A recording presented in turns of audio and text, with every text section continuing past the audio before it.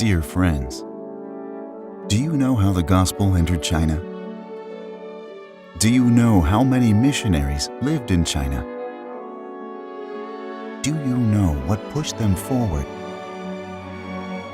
Do you know the hearts beating inside them as they sacrificed themselves one after another?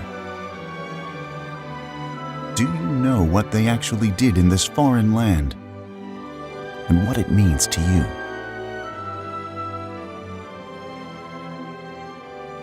Today, they will tell us.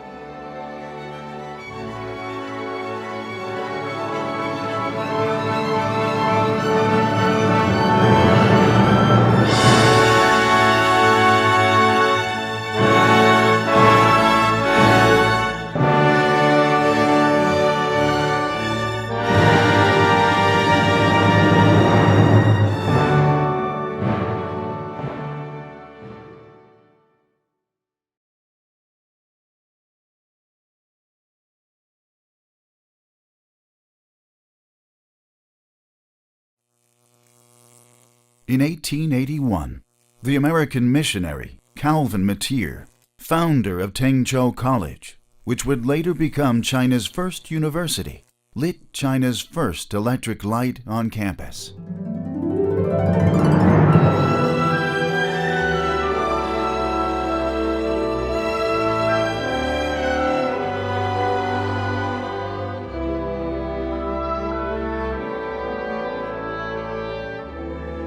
When the sun rises, it does not only shine upon the church. What God's messengers brought to China was the light of the world. The arrival of Ricci in China brought not only Catholicism, but also science and culture. The arrival of Morrison brought not only the first translated Bible and the establishment of the first Protestant church, but also the first school and first hospital, the compilation of the first Chinese-English dictionary, and the publication of the first Chinese periodical.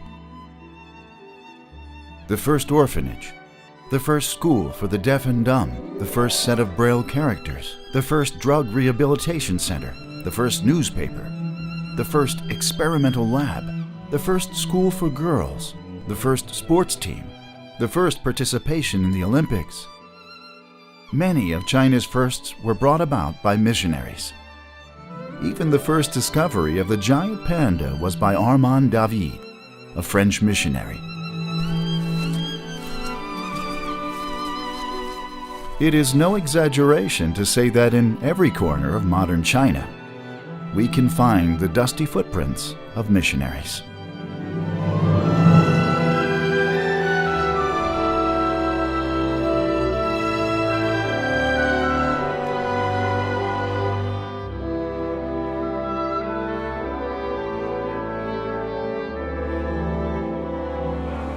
Today, China has 9 years of compulsory education and over 2,000 colleges and universities. Every year, around 400,000 students study abroad, more than any other country in the world. Just over 100 years ago, according to Timothy Richard, out of the 400 million people, only 40,000 could read, representing a literacy rate lower than 0.01%.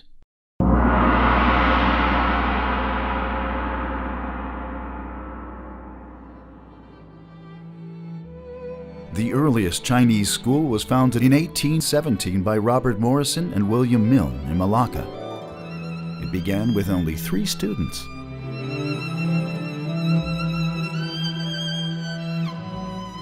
Ten years later, the first Chinese pastor, Liang Fa, founded the first school in mainland China with his hometown friend, Gu Tianqing.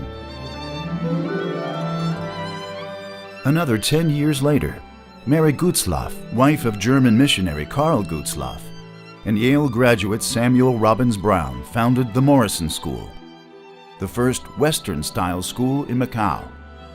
In the beginning, there were only 6 students, including the first group of students to study abroad, Yong Wing, Huang Huang, and Huang Xiang.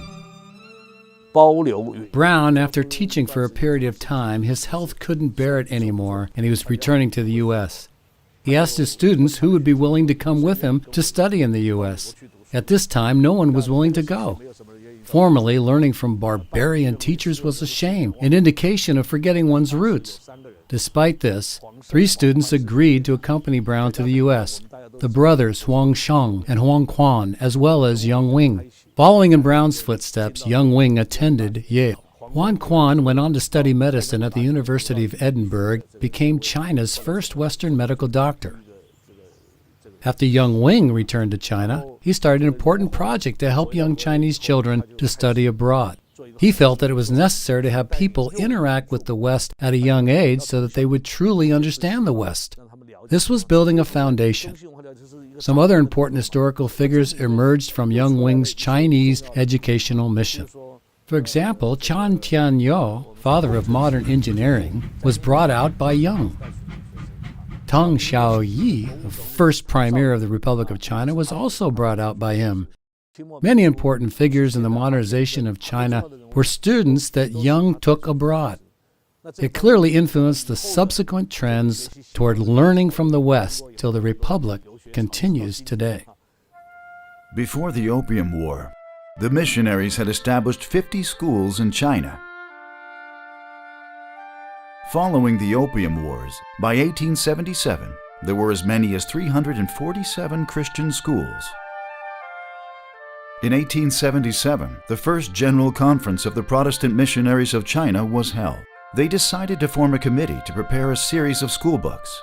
Afterwards, under the leadership of missionaries Young Allen, John Fryer, Calvin Matier, William Martin, Alexander Williamson, Rudolf Leckler, 59 school books were written and compiled. Around 30,000 copies were published. Higher education came to China a few centuries later than it came to the West. The ones who finally connected China's higher education system with the rest of the world were also the Western missionaries.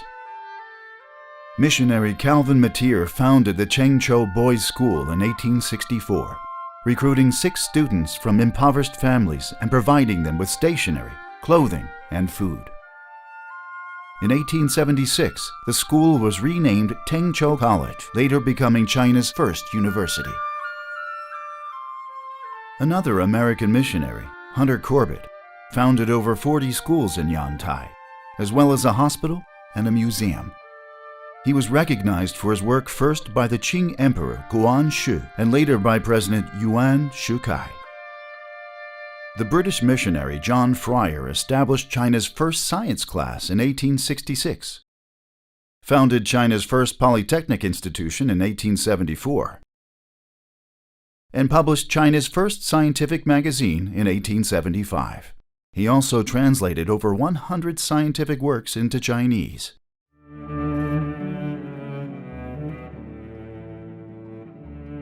In southern China, the earliest university was St. John's University, founded by Samuel Shereshusky in 1879. Other early universities in China founded by missionaries include 1888, Nanking University, 1889, North China College, 1897, Tengchow Presbyterian College. The early days of every one of these universities was extremely difficult.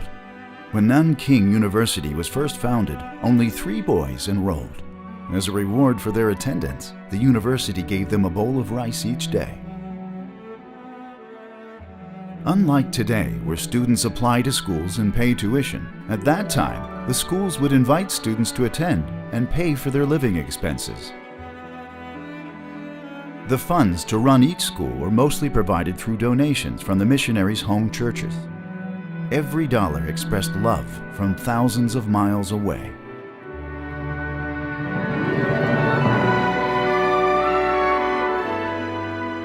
By 1900, on the brink of the Boxer Rebellion, missionaries had established as many as 2,000 primary schools, secondary schools, and colleges. The Boxer Rebellion was disastrous for the fledgling Chinese educational system. Schools around the country suffered from damage and destruction. The British missionary Timothy Richard convinced his government to use the indemnity funds paid by the Qing government to establish Shanxi University. American missionary Arthur Smith and others also convinced the American Congress to use their indemnity funds to establish Tengchow College, the precursor to Tsinghua University. The other Western countries followed suit, not only using the large sums of indemnity funds to establish schools in China, but also forcing the Chinese government to reform its antiquated imperial examination system, establish science and engineering as academic subjects, and open up opportunities for its citizens to study abroad. Less than 20 years later, according to surveys in 1918, the number of schools founded by missionaries in China had surged from the 2,000 before the Boxer Rebellion to a total of 7,382 schools.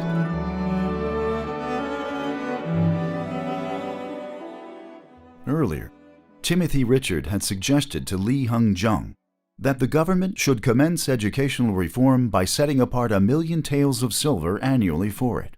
Li replied that the Chinese government could not afford so great a sum. When Richard explained that this was seed money, which would be returned 100-fold, Li asked, "When would that be?" When Richard answered, "It will take 20 years before you can realize the benefits of modern education," Li simply said, "Ah, we cannot wait as long as that." Neither Li Hengzheng nor Timothy Richard could have thought that the Boxer Rebellion would lead to the Qing government being forced to pay out large indemnity funds, and that indemnities would then be used for the development of Chinese education. This was the equivalent of forcing the government to set aside a large sum for investing in education.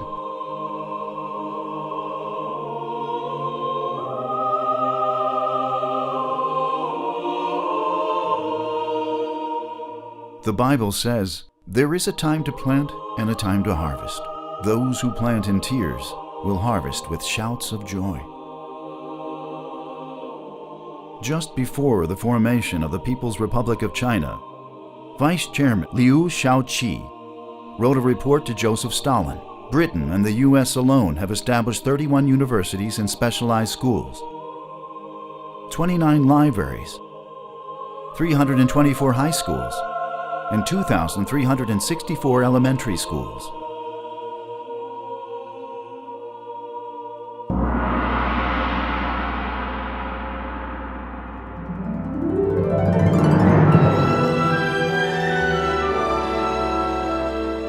Notable Chinese universities founded by missionaries include Yenqing University, founded by American and British churches in 1919.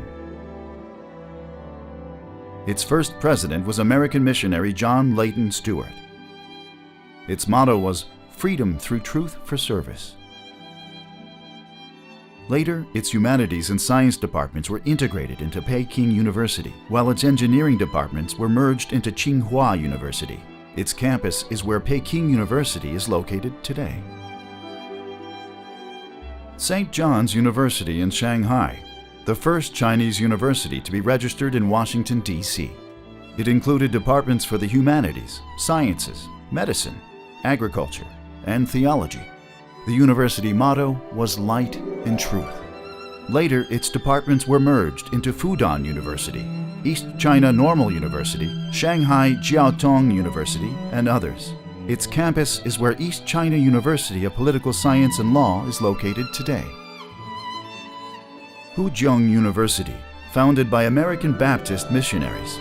It established the first sociology department in China and was later merged into East China Normal University. Its campus is where the University of Shanghai for Science and Technology is located today. Its motto was faith, righteousness, diligence, love. Jinling College, China's first women's college, was founded jointly by multiple American churches. In 1919, its first graduating class had 5 people. By 1951, when it was merged into Nanjing Normal University, there had been 999 female graduates, often referred to as the 999 Roses of China.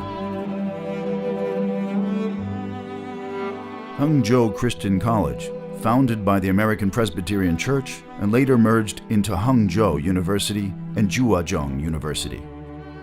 Its campus is where Jiuzhong University is located today. Aurora University, which was later merged into Fudan University. Shanghai Jiaodong University, Tongji University, and others.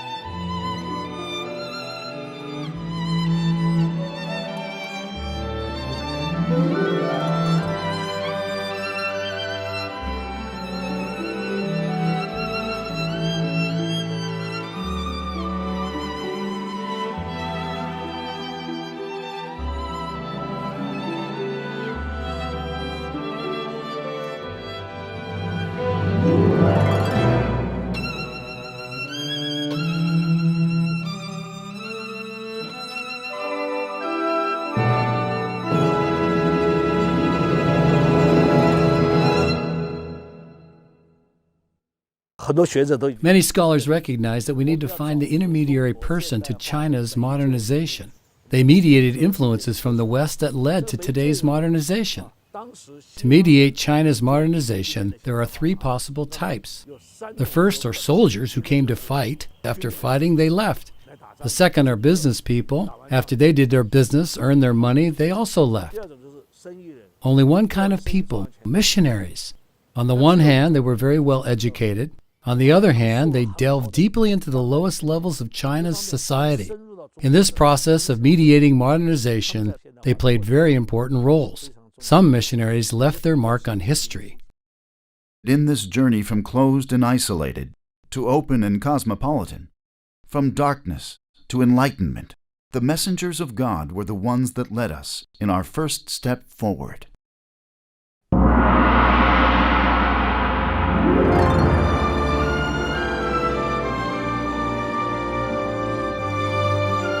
In 1815, missionaries printed the first monthly periodical written in Chinese, the Chinese Monthly Magazine. In 1823, China's first letterpress magazine, News from All Lands. In 1832, China's first English periodical, the Chinese Repository. In 1833, China's first Chinese periodical, the Eastern-Western Monthly Magazine.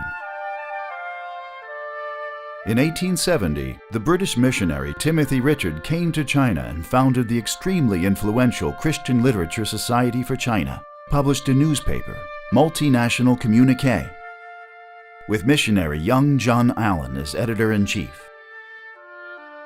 Kang Youwei, leader of the 100 Days Reform, was an avid reader of the Multinational Communique. Kang said, "I owe my conversion to reform chiefly to the writings of the Reverend Timothy Richard and Dr. Young J. Allen." Another leader of the 100 Days Reform, Liang Chi-Chao, had previously served as Richard's personal secretary. He developed a reading list that he recommended to other Chinese. The Christian Literature Society for China was the publisher of 22 items on his list, chief among them Richard's Essentials of the West's Recent History and Allen's Multinational Communique. Sun Yat-sen, leader of the Xinhai Revolution, entrusted the Multinational Communique to publish his A Letter to Li Hongzheng, further demonstrating the strong influence of this newspaper. I want to discuss one controversial figure in particular, William Martin, who was a missionary in Ningbo for 10 years. He wrote a very famous book, Evidences of Christianity. In 1858 and then 1860, the Second Opium War occurred, followed by the Treaty of Tianyou and the Convention of Peking, which included negotiations with the American minister to China. Martin became the interpreter for the American minister. That was a huge offense at the time. Through his participation in a negotiation of these treaties, Martin concluded that the Chinese did not understand international law at all. The Chinese would accept the unacceptable and reject what should be accepted during negotiation. For example, extraterritoriality. that would be a huge affront to national sovereignty, the Chinese accepted very quickly. The Chinese people had long followed a simple rule: barbarians rule over barbarians and the Chinese rule over Chinese. Martin expressed his concern, but to no end. On the other hand, he believed that one of the most important clauses for the Chinese to accept, for example, was the exchange of ambassadors and establishment of diplomatic relations. The Chinese government adamantly refused. Why? The Chinese thought that the barbarians were ugly and would be unsightly if they reside in Beijing, and so rejected that proposition. Martin later studied international law, earning a doctorate in law. He felt that a lack of Chinese understanding of international law would leave the country at a disadvantage in exchanges with foreigners. He even translated elements of international law into Chinese. Martin believed that the Chinese needed to improve their education systems so their own people could understand foreign languages, communicate with foreigners, and could improve understanding on both sides. The late Qing dynasty established a school of combined learning to train the Chinese with talent in languages, hiring teachers including the fields of technology, chemistry, and medicine. When it opened up admissions, no one applied because China's imperial examination did not test these subjects. Martin began his opposition to the imperial examination as part of the reforms to save China. The reformers Liang Qichao and Tianyou were very close with Martin. Later during the reform, they removed the imperial examination, an important step in the modernization of China. Martin played an important role behind the scenes.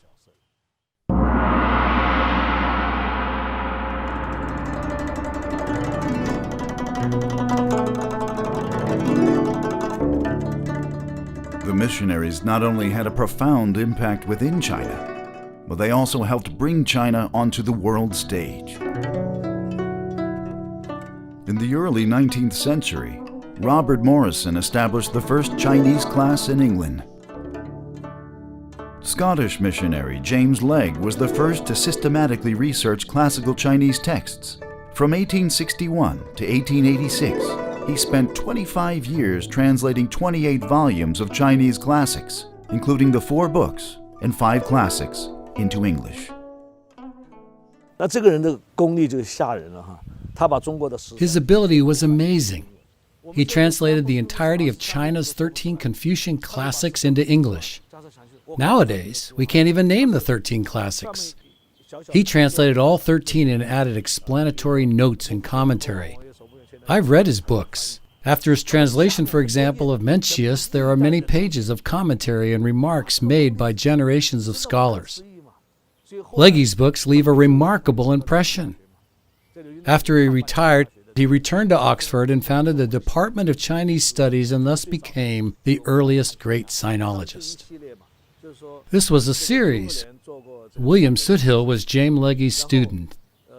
Then, after Soothill retired, he became a professor and educated the most famous student of that time, John King Fairbank of Harvard University. Missionaries played an extremely important role for sinology, evident in all present-day Chinese studies in Europe and the U.S. Pearl Buck, a daughter of missionaries who grew up in rural China, author of the Good Earth Trilogy, painted a rich picture of Chinese customs and peasant life.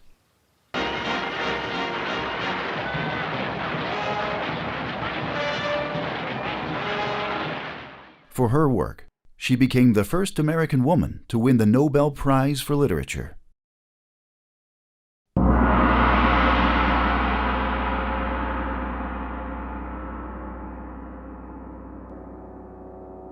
In the 19th century, opium usage was spreading through China like cancer. The missionaries universally condemned the opium trade. The first medical missionary, Peter Parker, wrote a letter to the Imperial Commissioner Lin Zexu in 1840, describing opium as a worrisome evil. The American missionary William Martin published a primer in 1856 analyzing the ethical and legal issues of opium. Sinologist James Legge warned the British government, cease to do evil and learn to do well. Hudson Taylor said, I am profoundly convinced that the opium traffic is doing more evil in China in a week then missions are doing good in a year. In 1874, missionaries formed the Anglo-Oriental Society for the Suppression of the Opium Trade, whose primary function was lobbying the British government to cease its involvement in the opium trade. Hampton Dubose circulated a petition signed by over 1,000 missionaries in China to present to the Emperor, as well as British and American governments. They received the support of the American Congress and the International Opium Commission. It was under the strong influence of missionaries that the Treaty of Wangsha between China and the U.S. declared the opium trade as illegal. The missionaries pressured their own governments to prohibit the opium trade while helping addicts rehabilitate.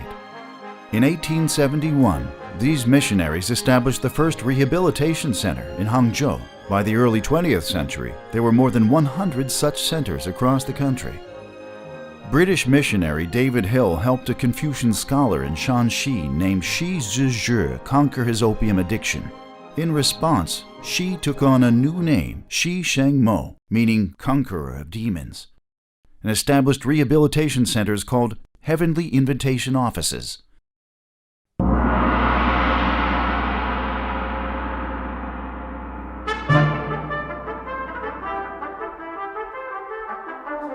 A 150 years ago, the Western powers ridiculed the Chinese as sick men of Asia, while the Western missionaries delivered the spirit of sport.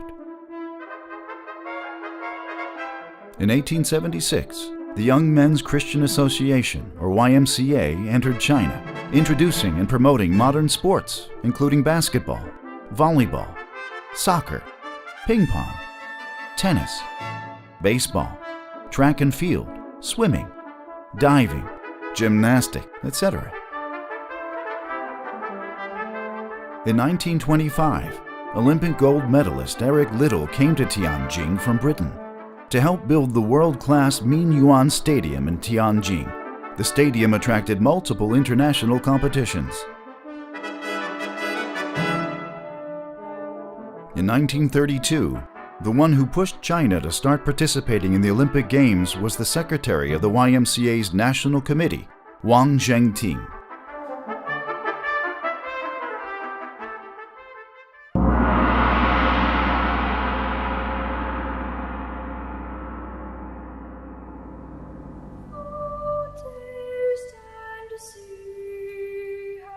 The painful practice of foot binding had plagued Chinese women since antiquity.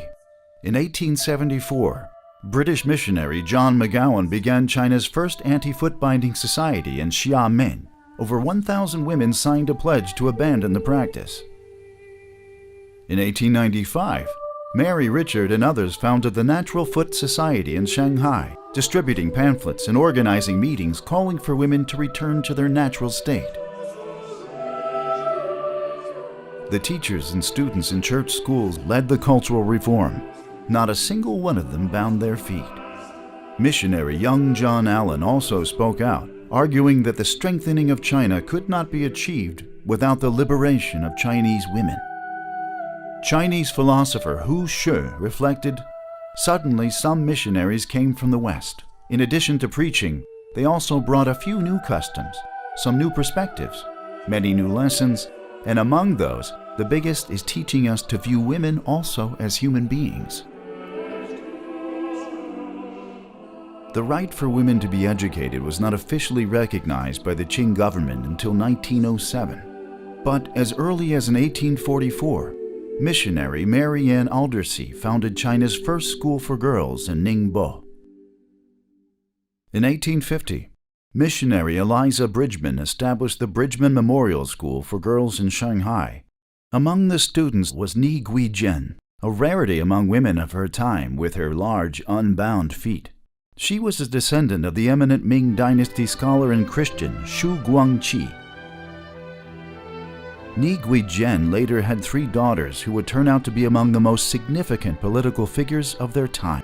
They were Sung Ai-ling, Sung Qing-ling, and Sung Mei-ling.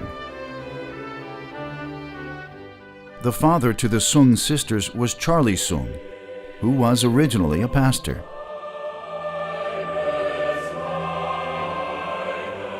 Missionaries trained China's earliest female college graduates, including the famous writer Bin Xin and others.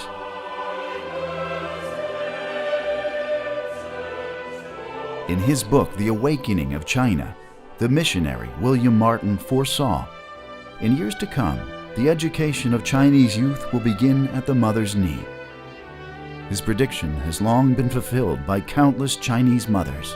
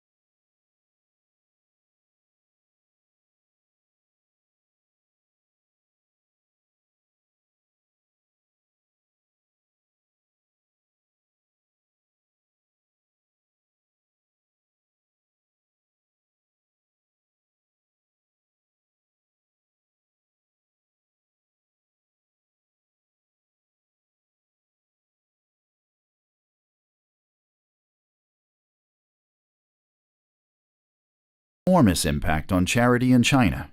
He established 5 orphanages, each of which took in 100 children and subsequently trained them to be skilled workers. During the northern Chinese famine in 1877, Richard saved over 70,000 individuals and established 7 schools for famine orphans. Richard said that a truly loving heart is much greater than empty theology.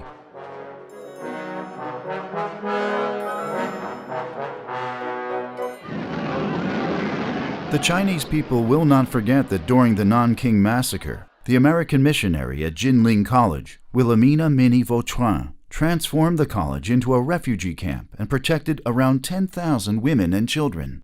Another American missionary, Minor Bates, was one of the leaders of the International Committee of the Nanking Safety Zone, which helped protect over 200,000 refugees.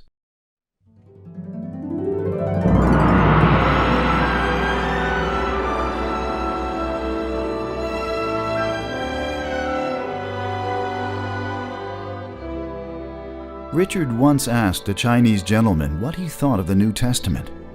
After pondering for a few seconds, he replied, "Perhaps the most wonderful thought was this, that man might become the temple of the Holy Ghost." Beginning with Jesus, originating from the same love, the saving of the soul and the healing of the body always came hand in hand.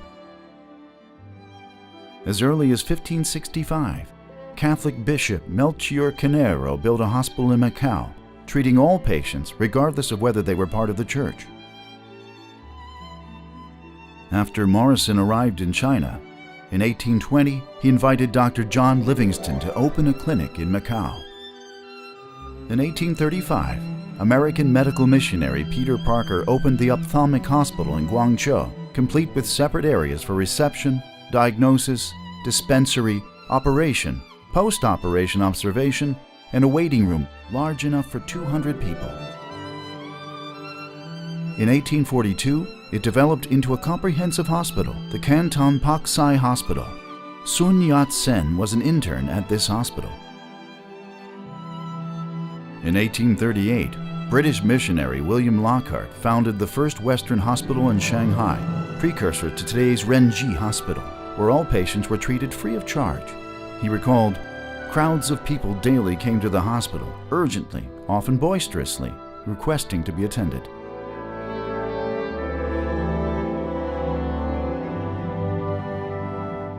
There was a missionary named Deborah Dow who was commissioned by the American Presbyterian Church to go to Beijing. At the time, women in China suffered greatly from the pains of childbirth. When children were born, midwives would often simply pull out a splint from a bamboo mat to cut the umbilical cord and sprinkle some dust to stop the bleeding. Many children would die within days. Seeing all of this firsthand, Dow wept. She subsequently returned to the U.S. and spent 8 years raising funds from various churches. In 1885, she returned to Beijing, built 12 bungalows, and thus founded China's first women's hospital, Daoji Hospital.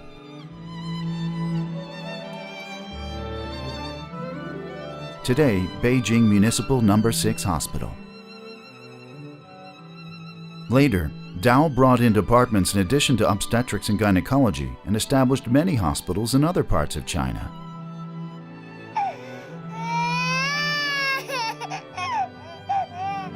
According to surveys from 1920, there were a total of 820 hospitals and clinics established by missionaries in China. Renowned hospitals in China established by missionaries include Peking Union Medical College Hospital, Tongji Hospital, West China Hospital, Qilu Hospital of Shandong University, Renji Hospital, Canton Pak Sai Hospital, Tongren Hospital, Guangxi Hospital, Puren Hospital, Tengchow Guande Hospital, Suzhou Hospital, Yali Hospital, Hangzhou Guangji Hospital, Mackenzie Hospital, Yongchun Hospital, McKay Memorial Hospital.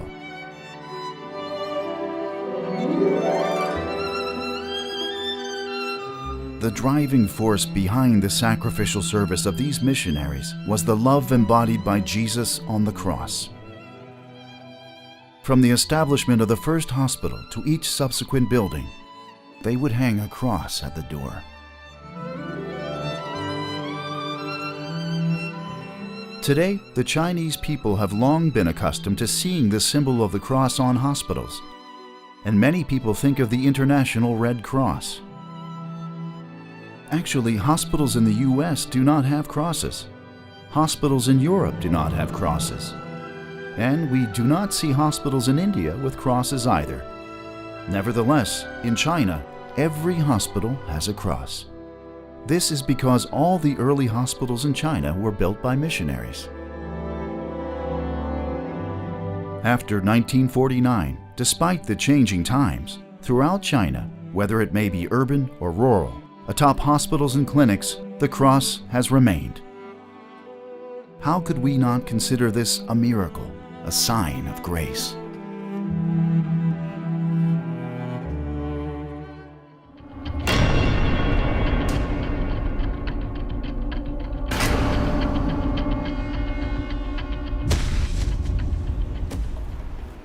One day, when the origin and meaning of these crosses becomes universally recognized, they will shine an even brighter light and bring forth an even greater love.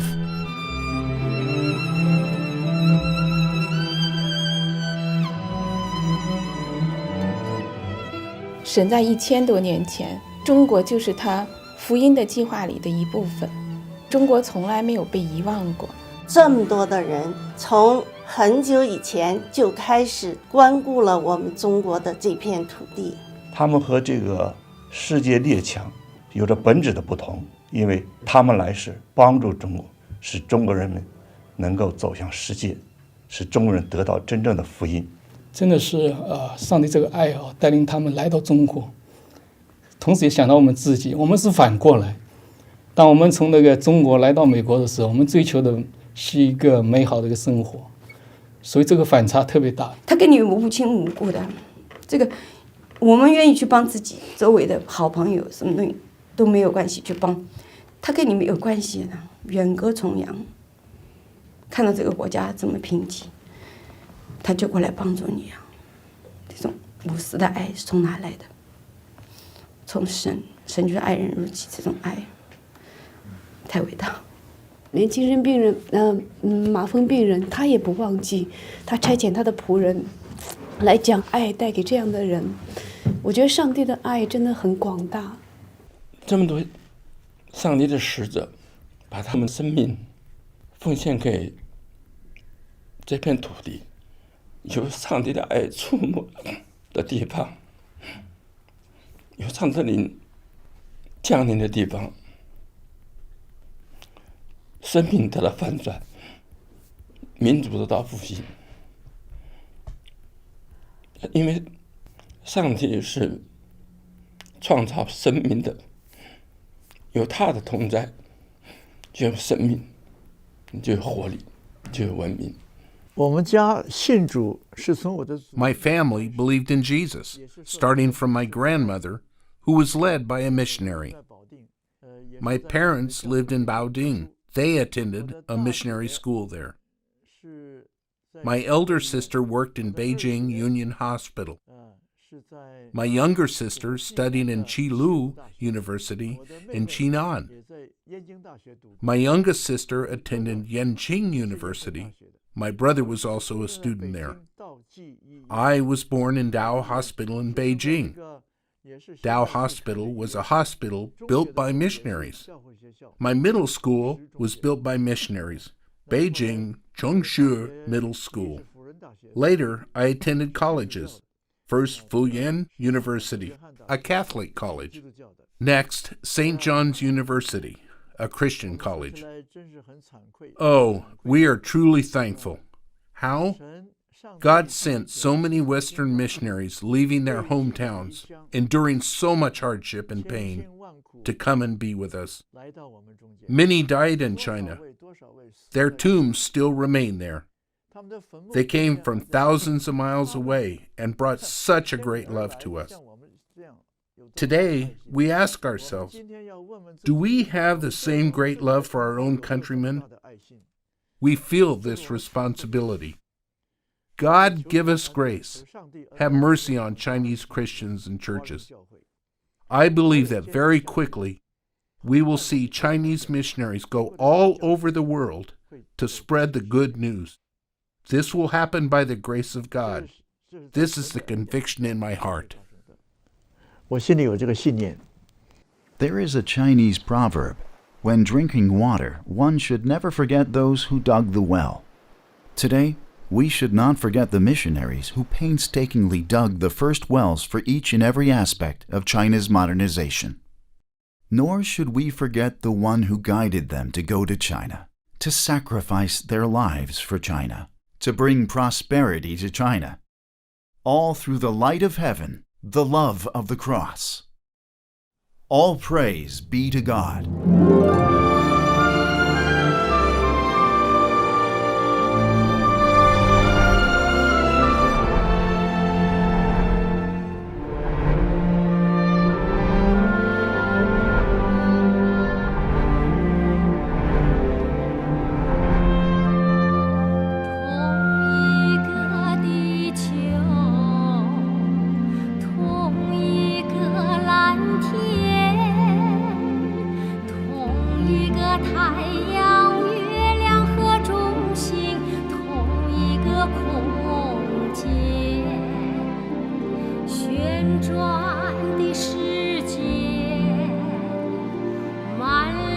神的恩典，